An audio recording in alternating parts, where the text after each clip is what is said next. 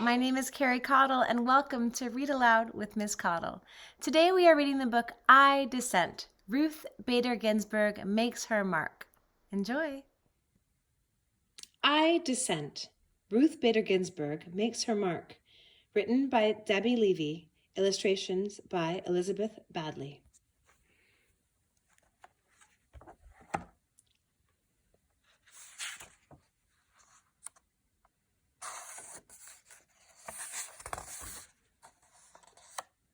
Published by Simon & Schuster, Books for Young Readers.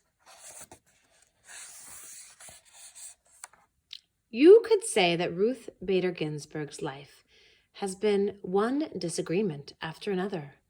Disagreement with creaky old ideas, with unfairness, with inequality. Ruth has disagreed and disapproved and differed. She has objected, she has resisted, she has dissented. Disagreeable? No. Determined? Yes. This is how Ruth Bader Ginsburg changed her life and ours.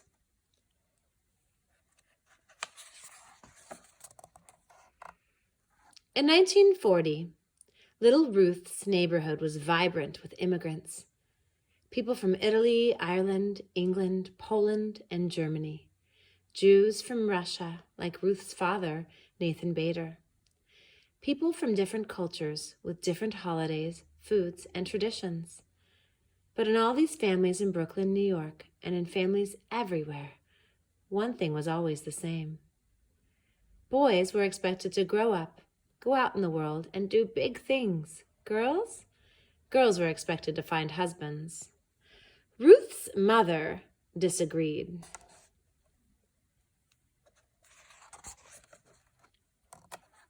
Celia Amster Bader thought girls should also have the chance to make their mark on the world. So she took Ruth to the library. On the shelves were stories of girls and women who did big things. Ruth read about Nancy Drew, girl detective. She discovered Amelia Earhart, daring aviator. She learned of Athena, goddess of Greek myths. Here were independent girls and women taking charge. Ruth read her way into this world. Around her, the sweet scent of books, blended with savory aromas from the Chinese restaurant downstairs. Delicious! A girl could be anything.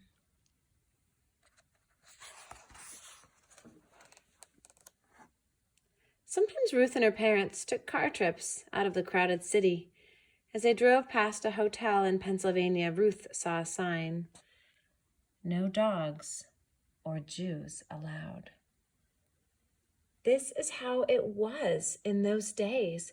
Hotels, restaurants, even entire neighborhoods announcing, no Jews, no colored, no Mexicans, whites only. Ruth and her family were Jewish.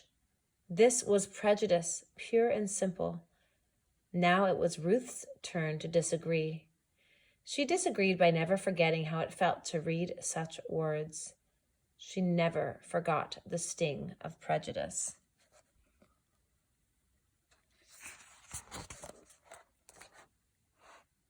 In elementary school, Ruth was excellent in some classes and less excellent in others. Her favorites were English, history, and gym. In those she did well. But then there was handwriting. Ruth was left-handed. Back then, teachers told left-handers they should try to write with their right hands. Ruth's right-handed penmanship was so bad she earned a D on her penmanship test. She cried. Then she protested. Ruth protested by writing with her left hand from that day forward, and it turned out she had quite nice handwriting.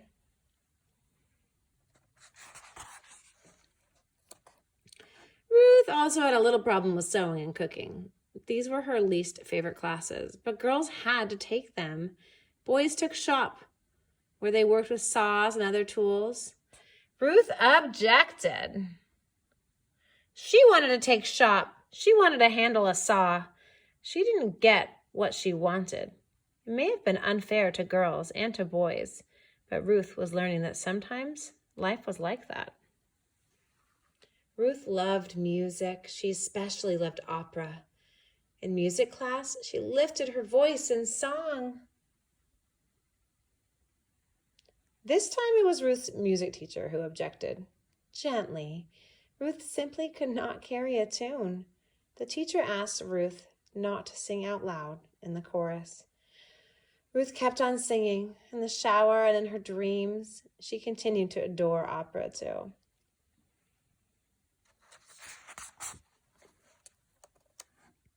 By the time Ruth was in high school, friends and teachers knew her as an outstanding student, baton twirler, cello player, and newspaper editor. As graduation approached, Ruth was chosen to make a speech at the ceremony. But she had been keeping a big secret. Her mother was terribly sick. The day before graduation, Celia Bader died.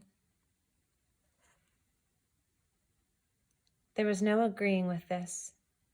There was no disagreeing. This simply was. Ruth did not go to her graduation. She did not give her speech. Still, Ruth knew what her mother wanted. 3 months later, she left home to attend college.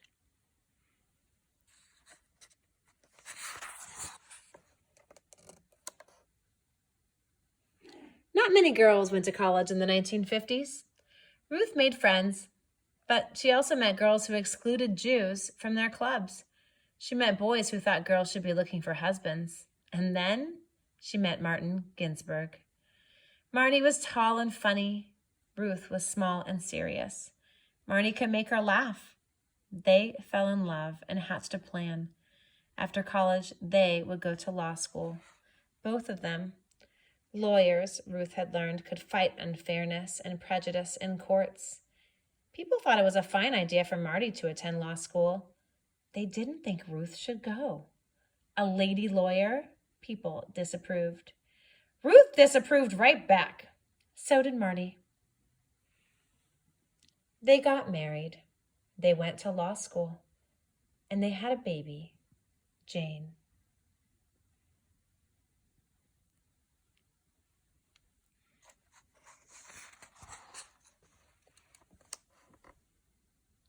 Ruth's law school class had a total of 9 women and 500 men.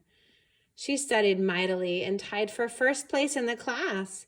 And yet at graduation time, no one would hire this brilliant new lawyer. Why not? She was a woman. Men didn't want to work with a woman. She was a mother. Men thought a mother wouldn't pay attention to work. She was Jewish. Many people were still prejudiced. 3 strikes against her, but Ruth was not out. She resisted and persisted. Finally, a judge hired her, and she worked like mad for him. After that, one law school hired her, and then another. Ruth became one of the few female law professors in the whole country. And she did it with a new baby at home, James.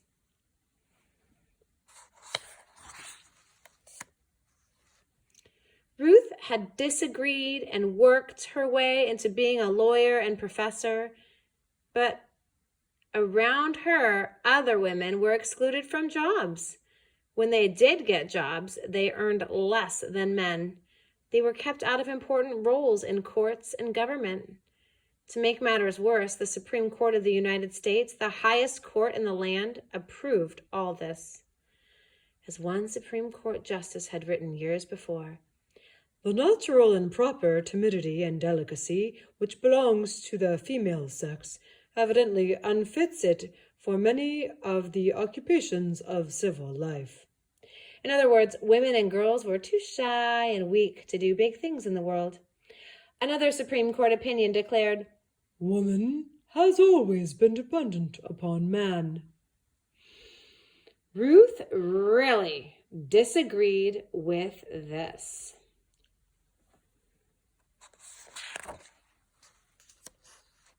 So, Ruth went to court to fight for equal treatment of women. The most important cases went to the Supreme Court. The first time she appeared there, Ruth was so nervous she feared she might be sick. But standing before the 9 Supreme Court justices, Ruth imagined them as her students. She, Professor Ginsburg, needed to teach these students, who were all men, why a person's choices shouldn't be limited just because she was born a girl. Ruth wasn't only fighting for women. When women were excluded from the work world, men were excluded from home life. Why shouldn't a father stay home to care for his children and cook the meals? Why shouldn't his wife run a business? These were fresh ideas in the 1970s. Ruth did not win every case, but she won enough. With each victory, women and men and girls and boys enjoyed a little more equality.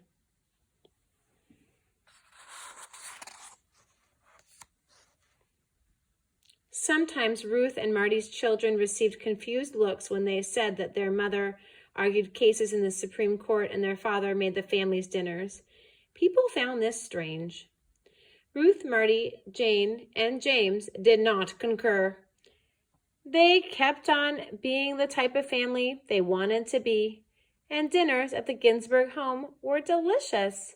Marty was a successful lawyer, but also a marvelous chef who had mastered the art of French cooking. Ruth, her family knew, had mastered the art of a burnt pot roast.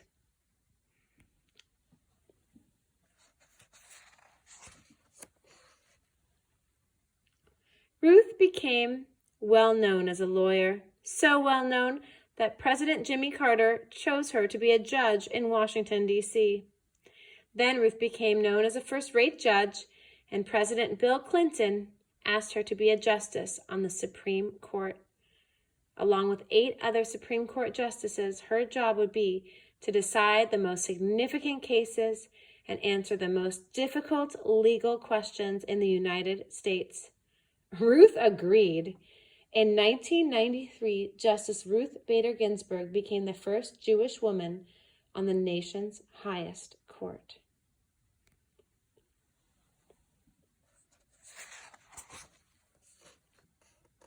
In each case, the Supreme Court considers, after hearing from lawyers who argue for each side, the 9 justices take a vote.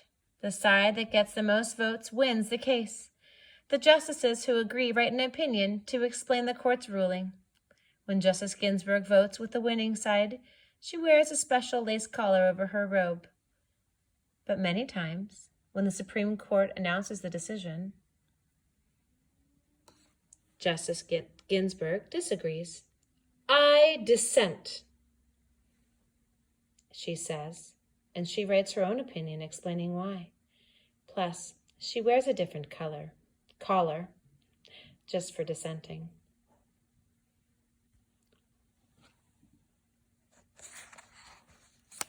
I dissent, Justice Ginsburg said when the court wouldn't help women or African Americans or immigrants who had been treated unfairly at work. I dissent when the court rejected a law meant to protect the rights of all citizens to vote, no matter their skin color. I dissent when the court said no to schools that offered African Americans a better chance to go to college. Justice Ginsburg can be very convincing. In one dissent, she explained why the court was wrong to rule against women workers who were fighting to get paid the same as men. Congress and the president agreed with her and passed a law to undo the court's ruling.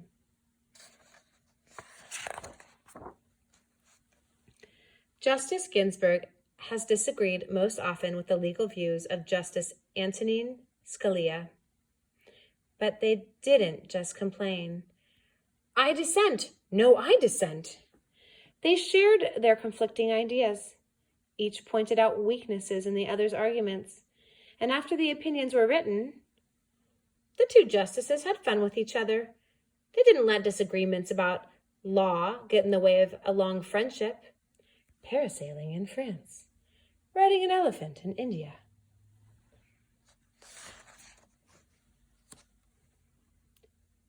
Justice Ginsburg is now the oldest member of the Supreme Court. Some people have said she should quit because of her age. Justice Ginsburg begs to differ. She works as hard as ever. She exercises in the gym.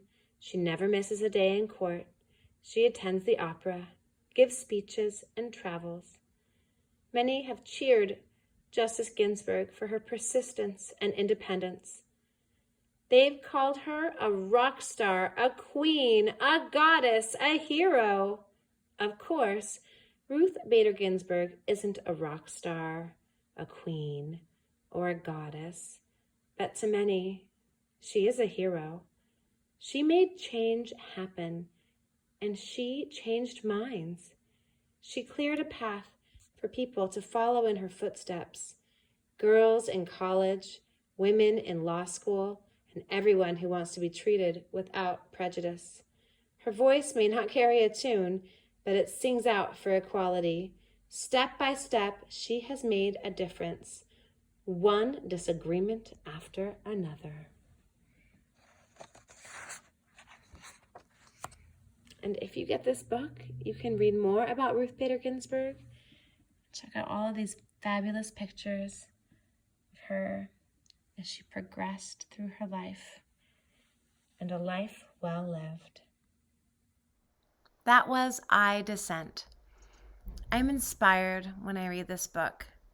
I'm sad because Ruth Bader Ginsburg recently passed away, but I'm inspired by the legacy she leaves behind, of standing up for yourself and lifting other people up along the way, of doing what's right even when it's hard. Ruth Bader Ginsburg, thank you. Thank you for lifting us all up and making our country a better place.